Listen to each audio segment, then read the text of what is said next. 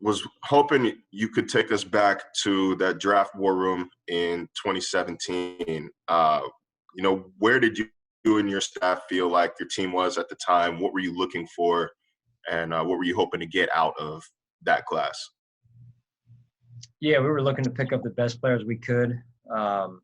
Every team's in a different situation, and so we were in the mode of picking up, the best players we could.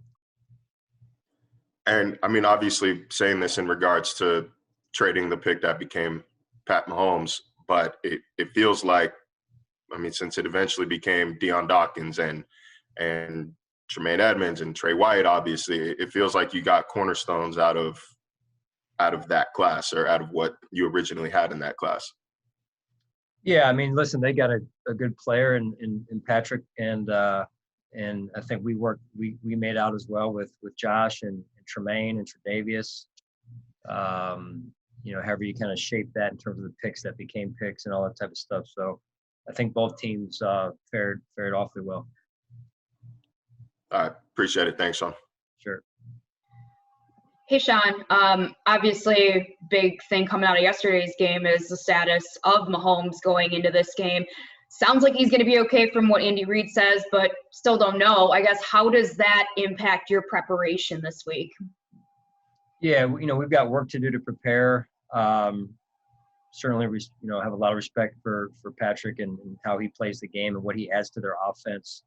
But as you saw, with the weapons that they have and the system that Andy runs, I thought Henny came in and did a really good job and won the game for him there. So we've got a lot of work to do as a team, and also in this case, on our defense to get ready.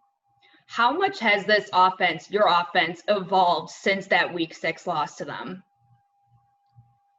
Well, I mean, I think they certainly outcoached us and outplayed us, and they gave us some fits on both sides of the ball and special teams, and that's where this week comes in. We've got a big week of preparation for ourselves to get ourselves ready to go there against the defending world champs. And then lastly for me, just how much does your team, it seems like these guys really thrive in that underdog role, even hearing some players talk after the game about maybe what was said about them on TV. Just how much does this group thrive in that underdog role? I think that's human nature a little bit, right? When people doubt you and say you can't do things and you're not good enough. So I think that's a little bit of human nature. And I'm glad our guys, have that approach. Awesome. Thanks, Sean. Sure. Hey, Sean, there was a time where your defense had gone a long time without scoring a touchdown. I think it was back in the December of 2017. So all of 18 and 19 into this year. Now all of a sudden you have 4 touchdowns in the last 6 weeks. Is there something specific that maybe, you guys talk about, or is it just happenstance sometimes? And hey, they're going to come if you're aggressive enough, basically. Yeah, I think they come in bunches. That's what Jim Johnson always referred to it. They come in bunches, and I think that's true. And it also comes back to playing aggressive too, and flying around the guys playing good team football and swarming and gang tackling and all those types of good things.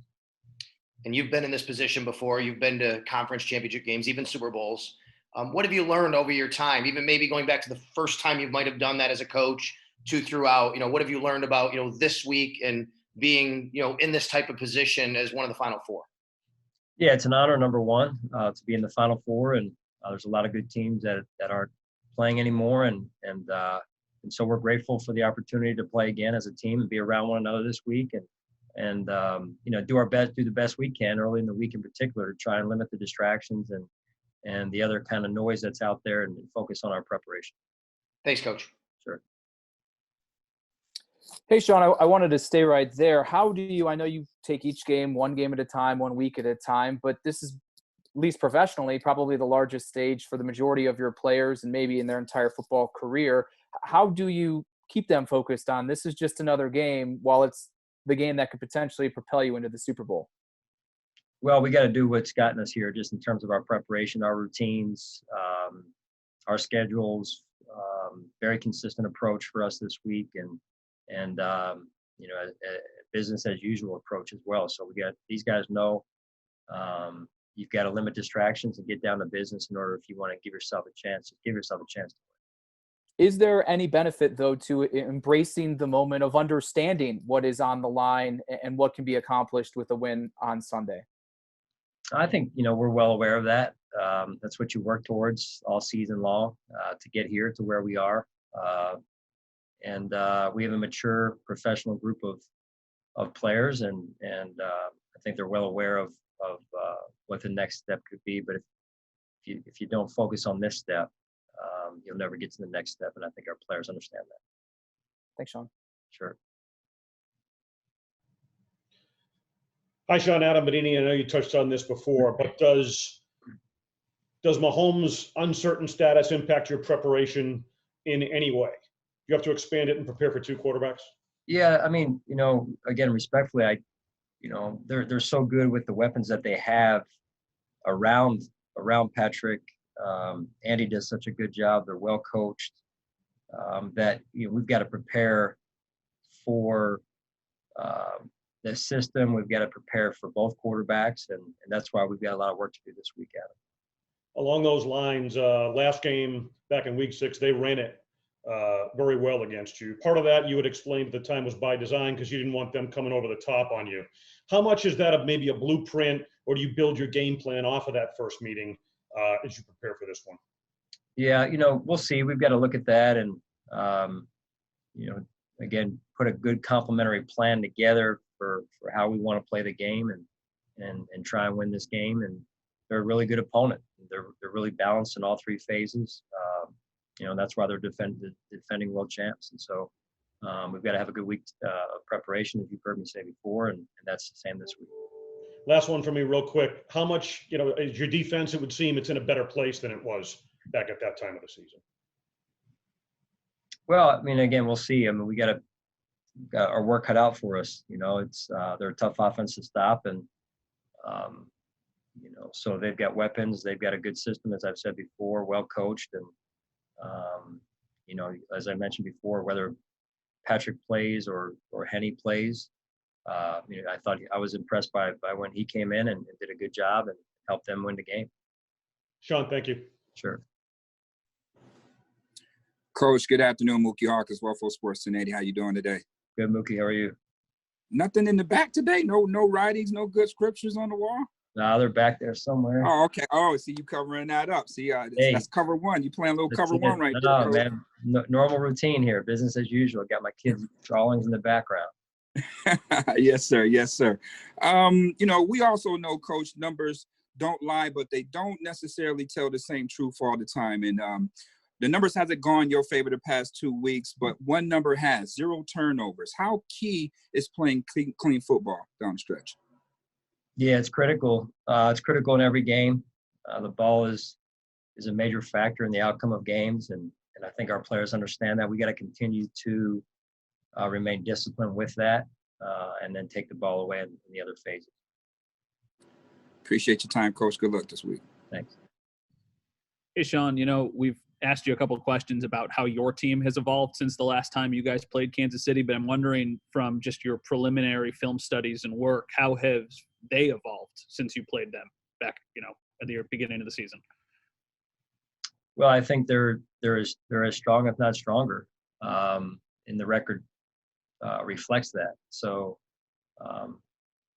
they've gotten some players back healthy. I think their rookies have developed over the course of the season, and that's a credit to their coaching staff. So they're a very strong football team. Is it overblown at all when a team plays again for a second time? I know obviously you get the division opponents twice, but when it was so long ago, is it kind of like, hey, so much has changed since then that maybe it gets a little bit too much attention that this is a rematch, I guess, of sorts? No, I mean, I think it's what matters to you most. How much do you put into that game? How much do you take out of that game in terms of what you learned from it? But at the end of the day, this game will be or is a separate entity to the last game. So, but you try to do your best to learn from previous experiences. Thank you, Sean. Sure. Hey, Sean, Josh Reed here. The 4th and inches backup quarterback and Andy Reid calls a pass play, game on the line. What does that say about kind of Andy Reid as a coach and his mentality and how aggressive he is, I guess on offense? Yeah, I mean that's what I grew up around in this league.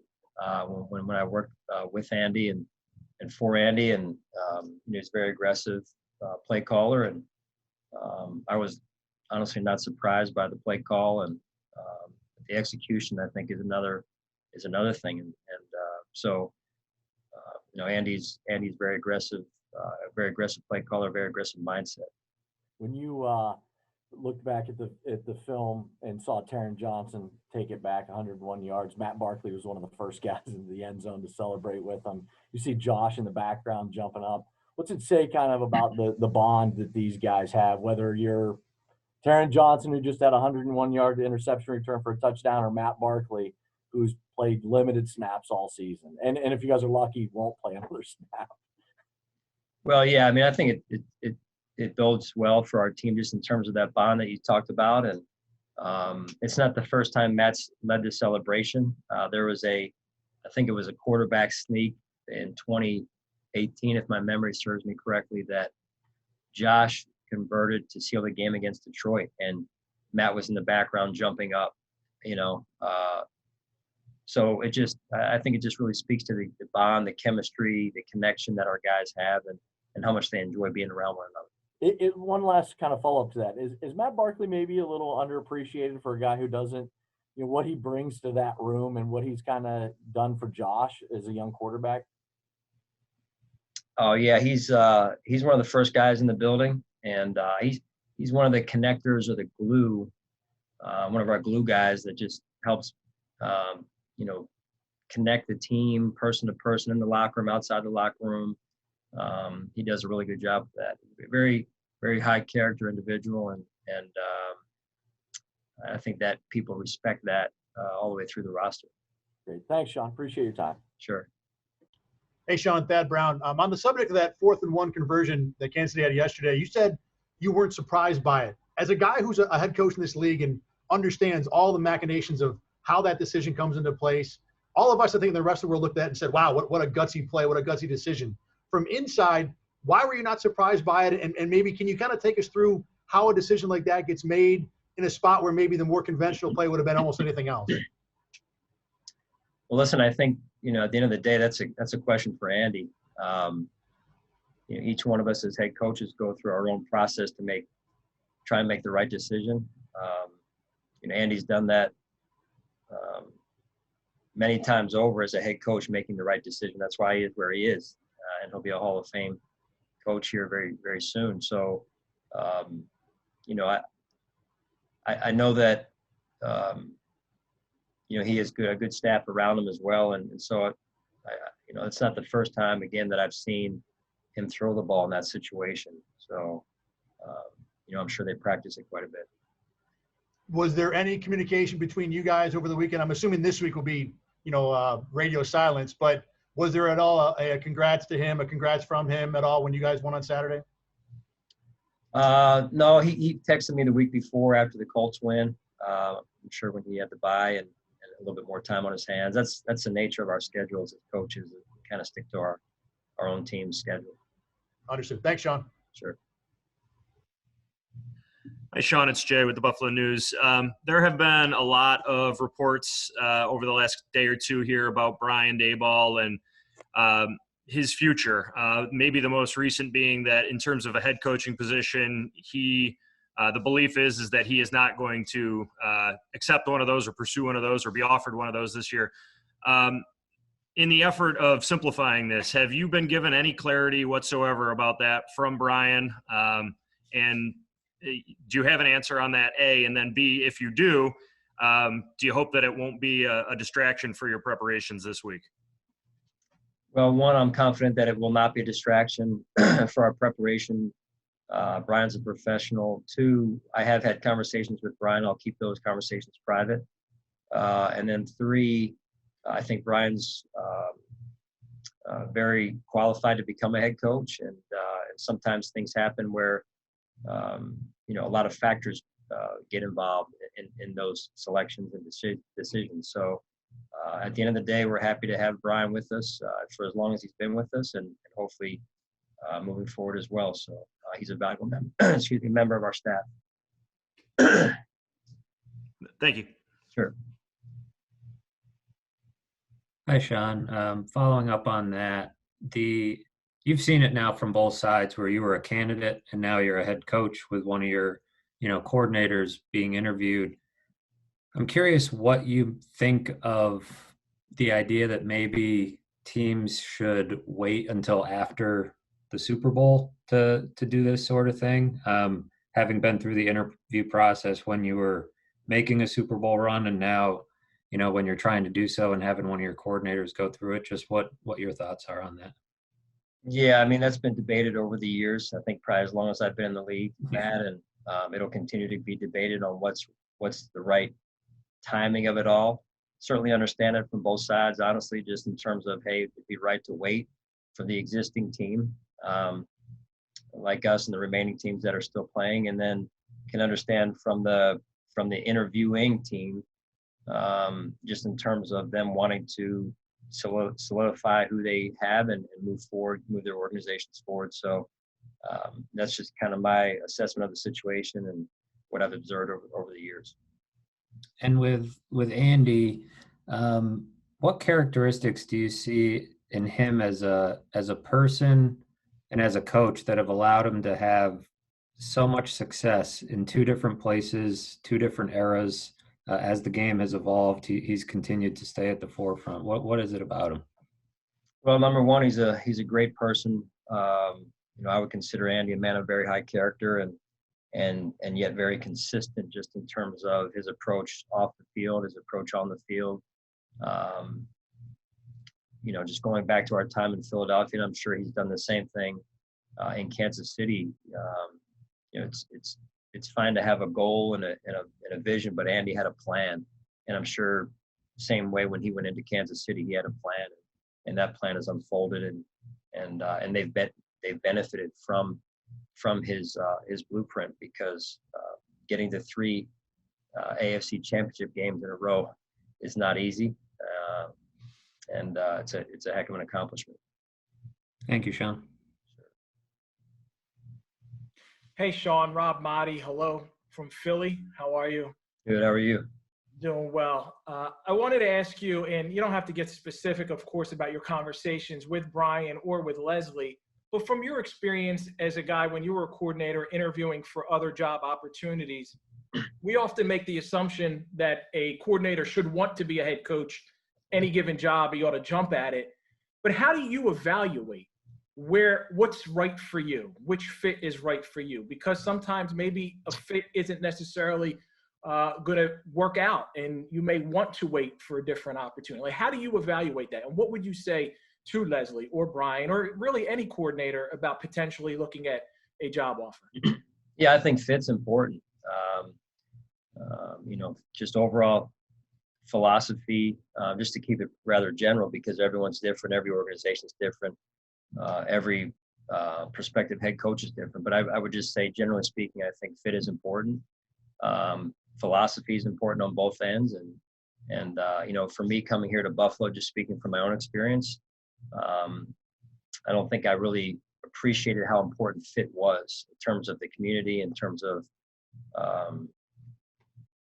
fit with ownership and core values and like, again, overall philosophy and how we want to play the game on the field, how we want to be impactful in our community off the field, just to name a few things. I think those are what first come to mind.